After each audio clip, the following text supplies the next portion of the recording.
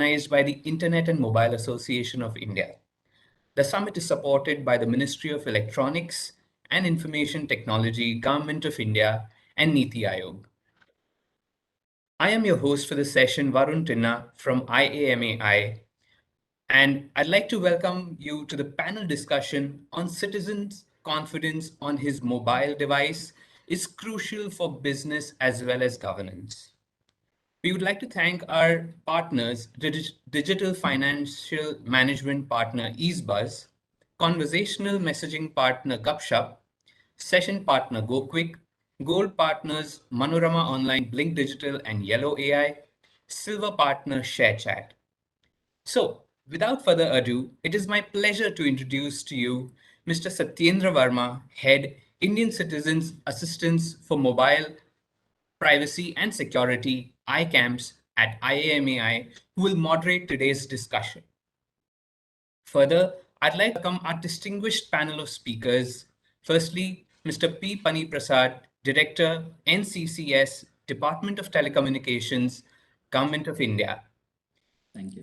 Mr. Sumit Monga, Head, Government Affairs, Lenovo Group, India and Asia Pacific. Mr. Subho Halder, Co-founder and CISO, Appknox. Mr. Anuj Bhansali, Head, Trust and Safety, PhonePe. And Mr. Anant Shrivastava, Project Leader, Androidtamer and Android Security Researcher. I would request all the delegates to keep posting their questions in the chat box, and we will address a few selected ones at the end of the session. So over to you, Mr. Satyendra Verma. Thank you, Varun, for the excellent opportunity. This topic per se is very close to my heart. I've been working on it, and right now I'm working full time on it. This is a super opportunity for all the mobile ecosystem to get together and solve this problem. That is, citizens' confidence on his mobile device. It affects governance, it affects business, it affects everything, in fact. So jumping right away, let me just give you my views on the topic, and then I'll invite the panelists to share their views.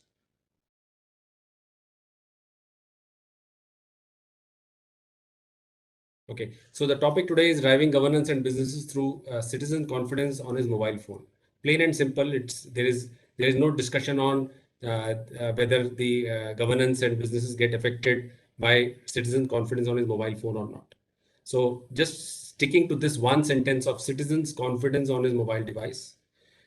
The alignment is very simple. India is a mobile first country, and here mobile security is cyber security. There is no, it has, for us, it means the one and same thing. So, and driving governance and businesses through citizens' confidence of his mobile device. Let's stick to just these three words: citizen confidence on his mobile device, right?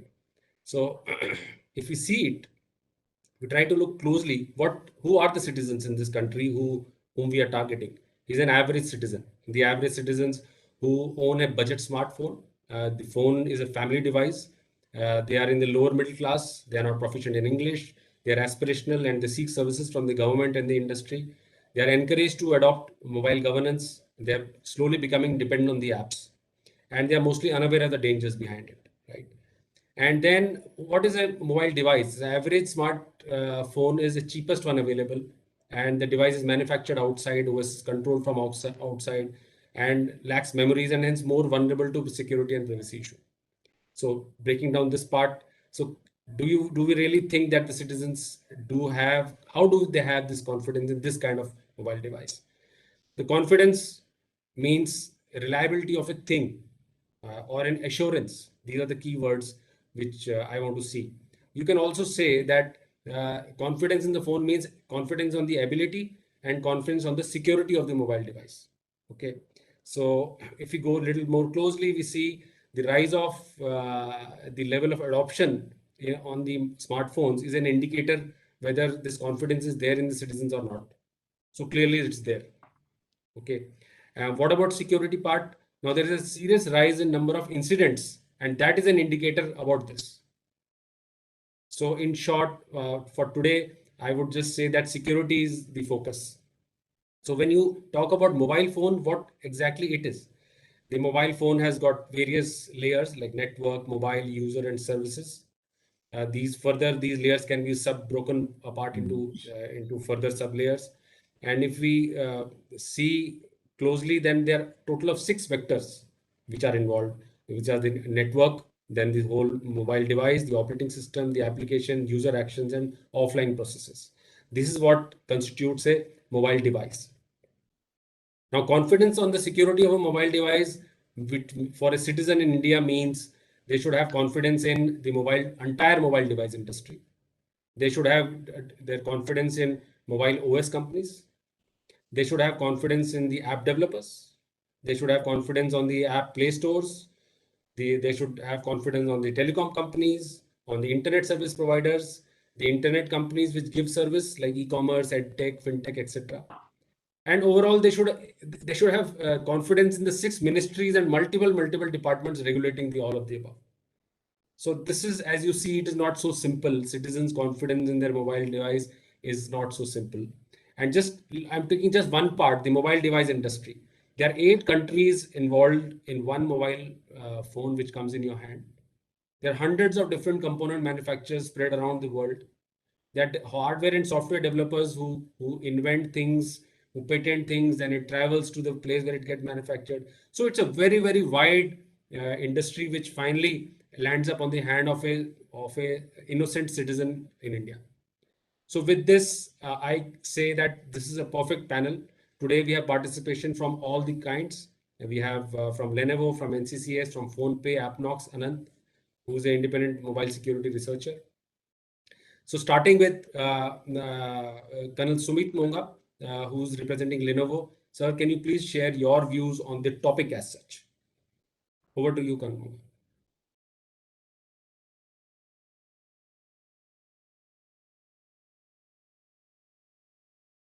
Sir, I think you're on mute.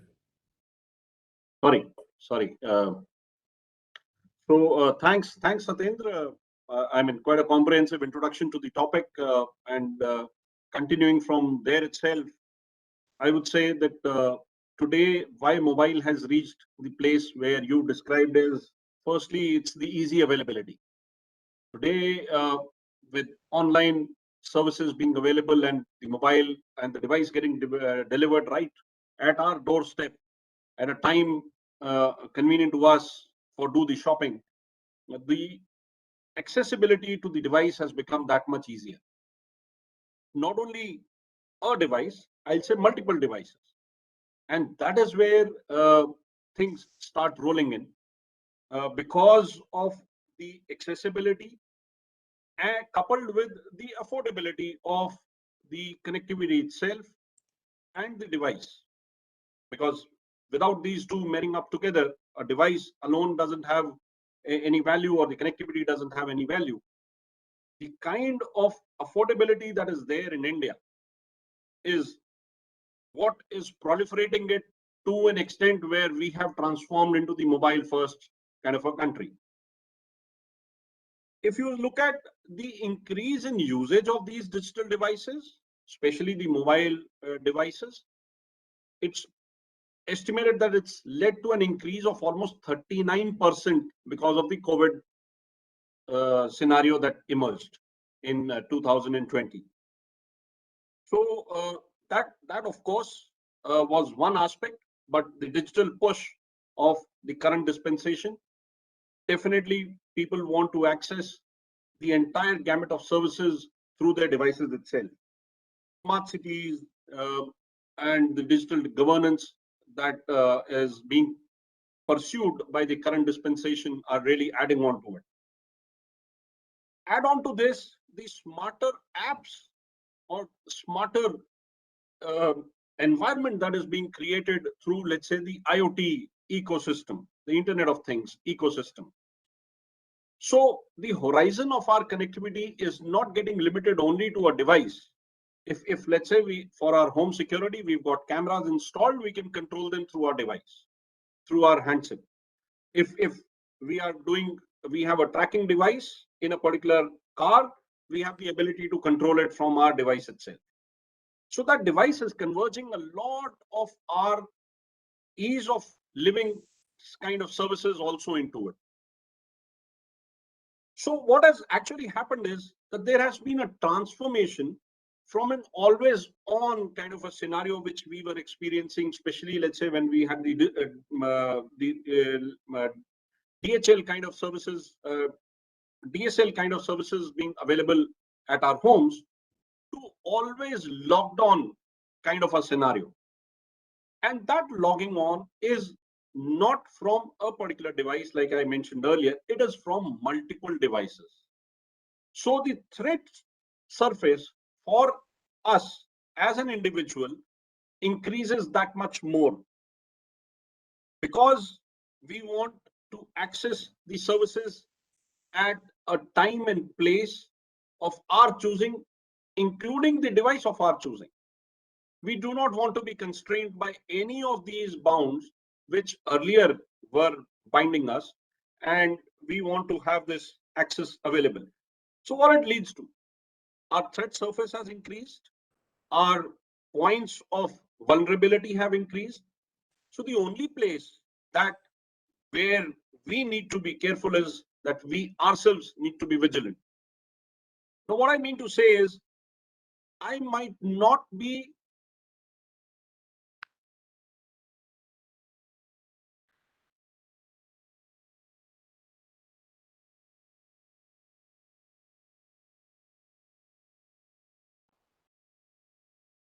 Okay, sir. right. Sorry for the short interruption. रुकावट के लिए खेद है. So I will continue again. What I was driving was towards the point that the threat surface has increased, the threat points have increased. So we need to be more vigilant. Security as a practice on our own is definitely a very important step, but there is a need now to not only have KYC of only our own self, but KYC of the devices as well. We have to have the trust, like what Satyendra was saying, the confidence. The confidence, authorization and approval or authentication was one part of it. But now we need to have trust on that device. That trust needs to be built on, which will give us the confidence that when we are using that device, we are safe, our privacy and security is safe. Thanks, Satyendra. Thank you, sir. Thank you. With actually the point of having your trust on your phone and how to build that KYC of the device. And this is exactly what the National Center for Communication Security is on to. We have here the director there at NCCS, Mr. Pani Prasad. Sir, please would you like to share and continue from where Sumit has left? Yeah. Good afternoon to all my fellow panelists. Good trend has been started in this discussion. I would like to tell from the government perspective. Actually, there are today's in this discussion many security experts, evangelists and activists are there. They all need to support the government initiative to ensure a good secure ecosystem is built upon which the government has broader visions of digital India, bringing host of bouquet of e-government services onto the mobile so that it can be reached far and wide across the country. So in this regard, various departments, including Department of Telecom, is taking initiatives. Like you would have heard about Cyber Swachhta from MIT or BIS setting some standards. Whereas coming to the Department of Telecom, we have been more focused into getting an equipment tested and certified against a security standard. Because telecom is a domain coming under Department of Telecom. Department of Telecom's focus has been more specific and more purposive. So in that regard, my organization, National Center for Communication Security, is a separate office set up under Department of Telecom, and we are mandated to develop security standards. As Mr. Sumit Monga sir was telling, like device has to be trusted. So there are multiple approaches to it. One is the manufacturer himself says, I have inbuilt these kind of security standards. And there are policy advocacy groups who give certain advocacy to the end users you follow these days.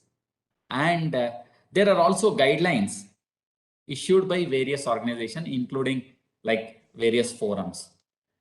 But whether the device meets some of these guidelines, to what extent device is meeting, whatever is claimed has to be verified.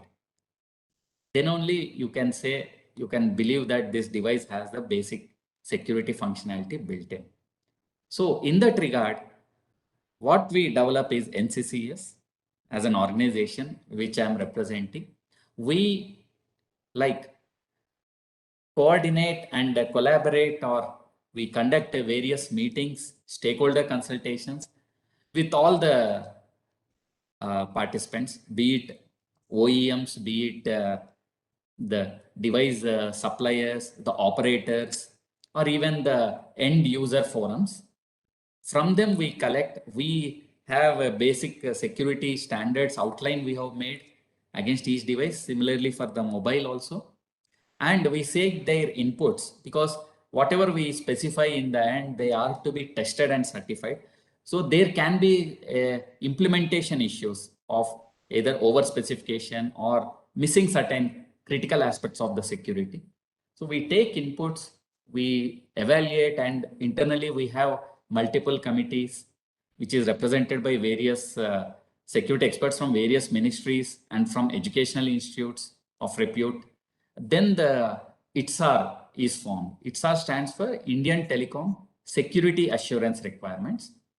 So ITSAR for mobile device has been made in that fashion, and it is published at our website, nccs.gov.in. Soon we are going to empanel labs, where at the designated labs, any manufacturer can get his equipment tested and certified. So the certification or against a baseline security requirement improves the ecosystem of the country. Many of the apprehensions of poorly designed mobile, or to what extent the sandboxing in the device is done, these are the aspects checked, so that today mobile device has more rapid advancements than what we use in computers or whatever.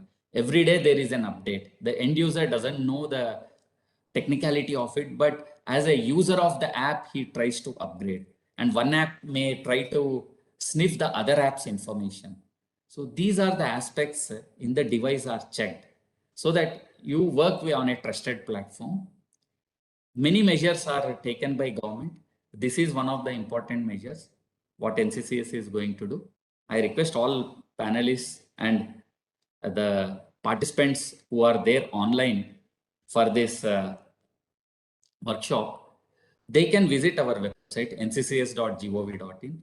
Also, we are seeking stakeholders' input and their participation in developing test methods for certain tests, including the mobile device. They can freely participate and improve the documentation or the policies what we are making.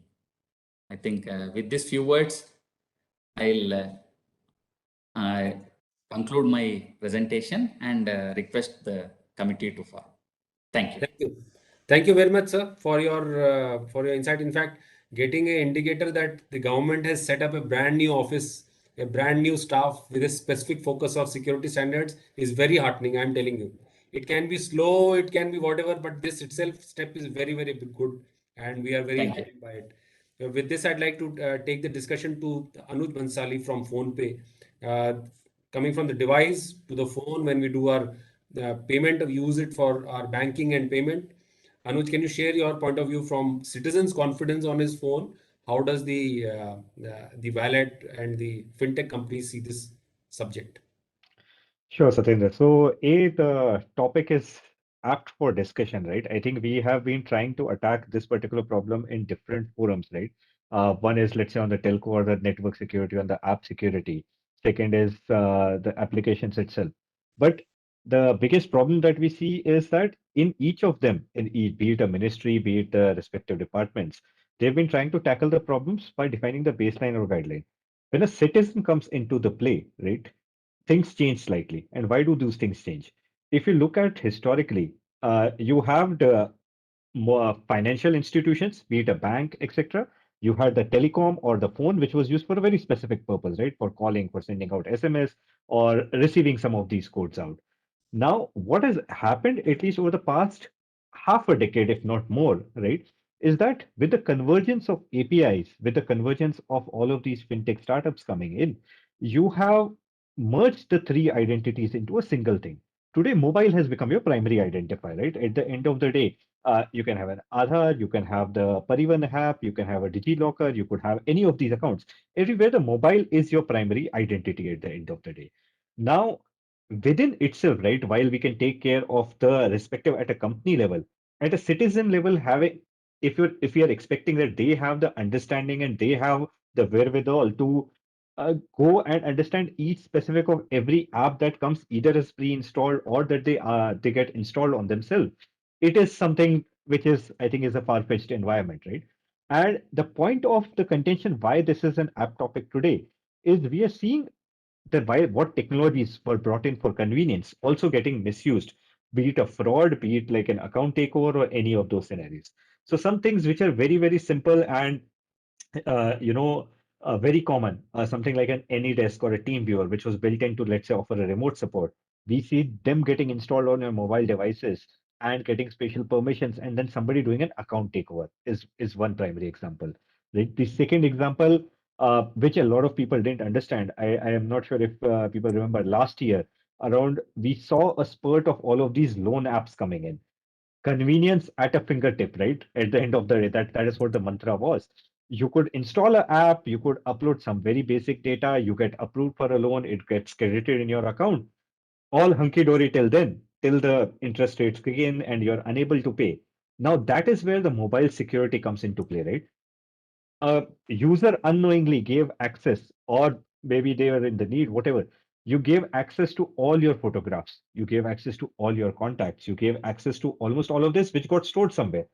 In a happy case scenario, yes, it is all for good purposes. But then the harassment started. There were people who actually lost lives because of that. Now, is it under the control of a user? Technically, the answer could be yes, yes, he clicked on a permission. But do we really understand what is going behind each of this out? So it is two-sided attack vector which needs to get tackled out. One is at a user privacy level, at a user consent level, on what apps can detect, what apps can store. That becomes a very, very thing that needs to get educated, that needs to get regulated as well. On the second part of things is what are the technical capabilities which are available? Who's thinking about it? Because if I look at it from a perspective of domain, hey, my app is doing the work it is supposed to do. The telco says that my system is working as per the requirement. It's a combination of the either I would call it as a not as a loophole, but there are basically people who could gamify this entire system to take the innocent citizen for a ride. And that is where now at the point where we need to start thinking, how will all of us come together so that what was used for convenience doesn't become a much bigger nuisance problem in terms of people stopping to use all of these technologies for their convenience and then going back to the older ways. I think that's what my viewpoint is. Lastly, from the app side of things, I think there is still uniformization of the tech stacks itself that needs to happen in terms of what data can you access, what is the level of system. As I think Sir was just mentioning that somebody can sniff data on somebody else's app, somebody can send out a push notification, which acts like, oh, it is coming from an authorized source. A lot of these issues now need to get tackled. So because it becomes very difficult for somebody who's scrolling on, let's say, a Facebook or in a browser and a video pops in, and then the next instant your app is opened up and then you're making a payment. Because for you, it was a seamless experience. But that seamless experience, you didn't know where the boundary ended for a browser to a social media to, let's say, the application that you're using to your bank. And that is where I think we need to figure that one out and see how this can be kept. I think that's all from my side. Thanks a lot, Anuj. You left it at the app, and that's where I'll request Subho, co-founder Appknox, to take it on. He goes inside the apps and looks at everything from there. Subho, please, your views. Thank you so much, Satyendra, for introducing me. I'll give you a little bit of introduction of what Appknox is. So basically, Appknox is an on-demand mobile application security platform that helps businesses detect and fix security vulnerabilities using automated security testing suite. And we have been successfully doing this for the past 8 years. So for the past 8 years, we have been digging deep into applications, figuring out security issues which is there, right? And I'll give you a simple example. It's very easy to say securing apps, and it's very easy to say remove vulnerabilities for an application, but the very big problem is once an application goes out into the Play Store, you lose control over the application. For example, let's say if there is an application which has some vulnerability which goes out in the Play Store, and let's say n number of people actually installs their application, and tomorrow if you go ahead and fix those vulnerabilities, it's still the duty of the users, unless they have already selected a settings that every app needs to be updated automatically, make sure they're connected to the internet and in the Wi-Fi network so that the app gets updated, and so many other conditions come into the picture to make sure that if you push out an update with a security issue which was fixed, has been spread across successfully or not, right? Google today tells that I have a kill switch to remove an application if it has a malware in it, which will delete every application from all the devices, right? But it does not have any such magical switch to update an application on demand. That's not happening. It's still under you, right? One of the biggest problem which businesses faces, right? It's very easy for a website. If there is a vulnerability in the website, you fix it, the history of that is gone. Your vulnerability is patched permanently. But if it's for an application, it's very, very difficult to make sure that, if once you make a mistake, it's very difficult to rectify that mistake itself. And that is where we at Appknox try to make sure that at least the client side part of the code which goes out in the mobile devices are secured enough, right? At least your software development life cycle is done in a proper way that 90% of your code makes sense and does not exploit things or has an insecurity or has a privacy issues. And just to give you a quick quick update, actually you guys can go, like whoever there in the panel or whoever is watching us online, you guys can go to our website appknox.com, and we actually recently come out with a report of top 50 fintech apps from the US region, not from the India region but from the US region. And we did a very small research on the top 50 fintech application for Android itself, and believe me, 90% of them has basic security problems. But the awesome part is three-fourths of those vulnerabilities which we found could have been fixed.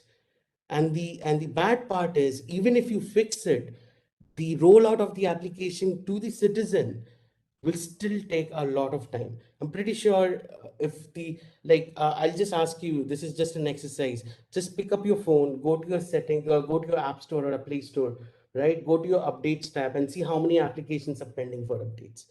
Do you know why those updates are there? There are so many security issues which are being fixed and being pushed out in the production, but it needs to be understood and understand that people or the user needs to make sure that it's all updated. And through this project, I think this is something which should be taken care of, that not only the device security, device is just a platform, and the security of that is very paramount, of course, and that is what all the OEMs is trying to make sure, that the device security is already there and it's there. But the application security is, again, OEM does not have a hand hold over the application developers or the companies who are building the application. But the application part of the security is also very important for this project, and that is something which I would want to bring into the table. So yeah. Thank you, Subho, so much. And absolutely right. In fact, the issue of app updating is very much a part of this ambit which we are discussing. Citizen confidence in his mobile device, which includes the apps, it includes the device, it includes everything. So with this, I'd like to take on to Anant. In fact, I lost track of time here. There's such an important part you brought out, Subho, that and Anant, an independent mobile security researcher, will agree with me that this app updating on the user, who is responsible for it, Is there a way out? Do we have to get Google on board to solve this? Or is there a way that NCCS can help us? What is the way? Please, your views on it, Anant.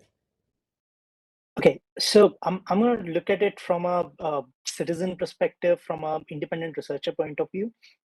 What I see interesting in this panel right now is we have people from device manufacturer to government to fintech to application assessment company, and all of you are trying to do the right thing for the citizen, and which is where I feel the whole connect is very important. All of us need to work together to get to a point, because for a citizen it does not matter if the device is all tested and verified and validated, but I'm using an app which is vulnerable, or I'm using or I'm updating all of my apps, but my device is not a certified one, or I have all the other pieces in picture, but the UPI app that I'm using has some flaw in it. So all of us need to work together to reach a point where the citizen can have that kind of a confidence. So I've been involved with Android ecosystem since around 2010, when we basically were using Android as a plaything and we were just experimenting with it and figuring out what exactly makes this tick. From that point to where I see now, the operating system is like a backbone for large chunk of operations at this point.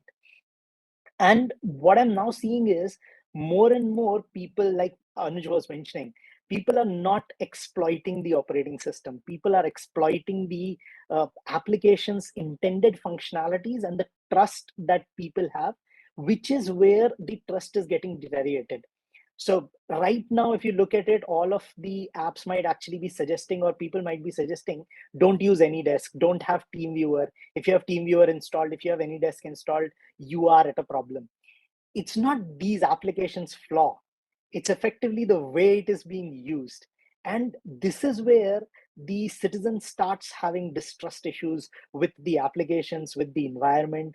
And you will find citizens who are going on different trajectories. Someone would be like, yeah, my data is already out, might as well give it to 10 more applications. The other side, I'm not even going to give my data to anyone. I'll be very paranoid about what I install.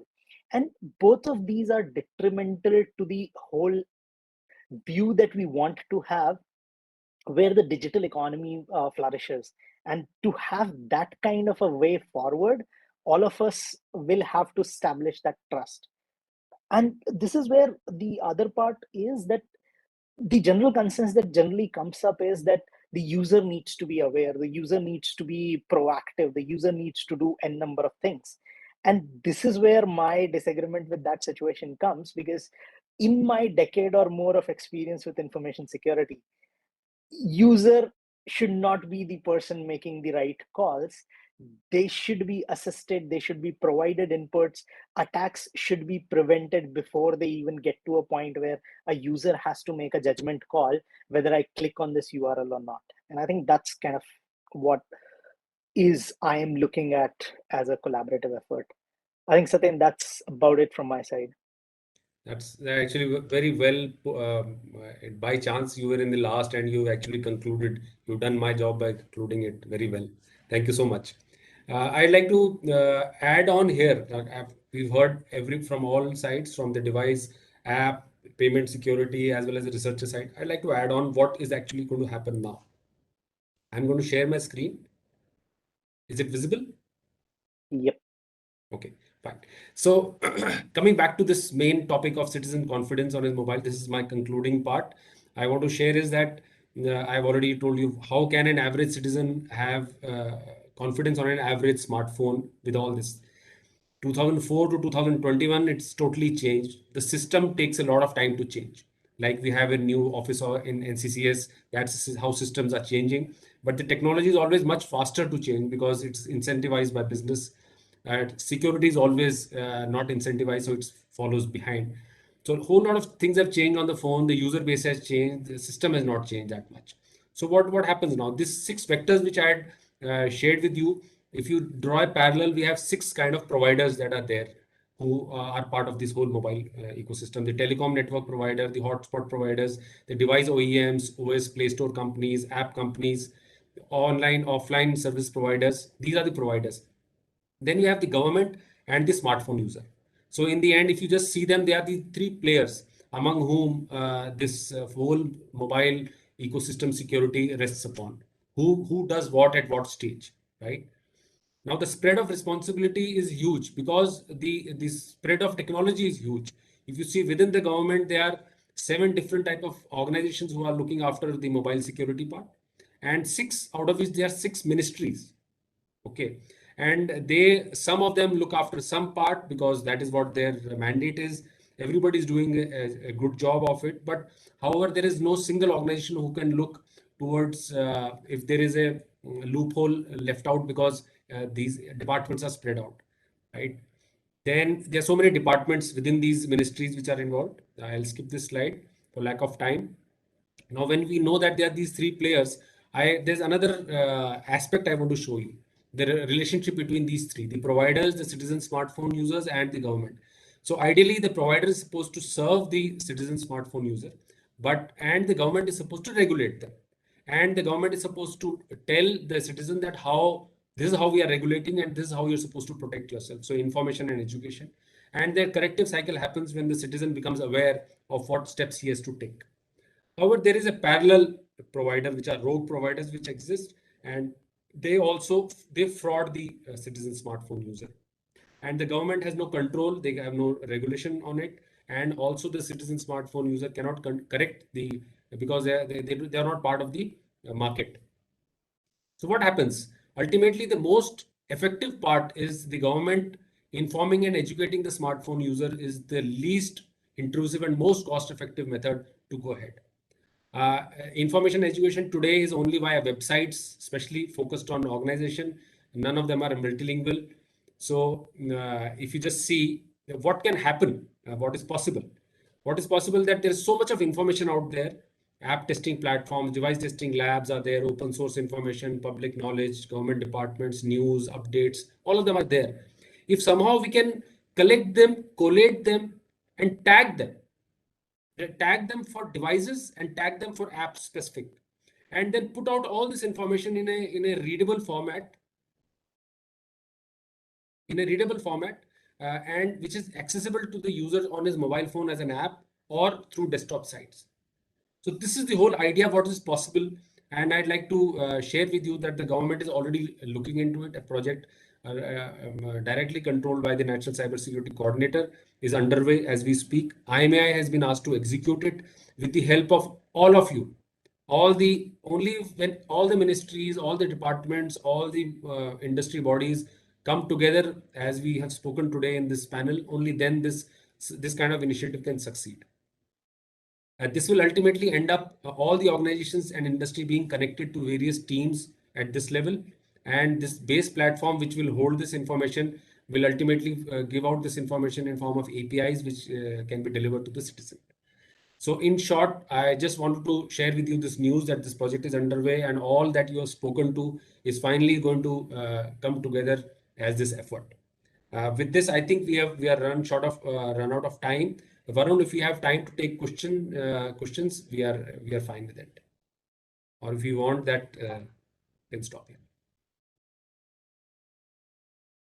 We're kind of running short on time, so I think we'll keep the questions aside for this session. So I'd really like to thank all the speakers for such an engaging session and for sharing their thoughts and their valuable feedback on this topic. Special thanks to our moderator also for making this session possible today. And another thank you goes out to all our attendees who are here with us today. Thank you so much, everyone. Stay safe. Goodbye. Thank you, everyone. Thank you. Thank you.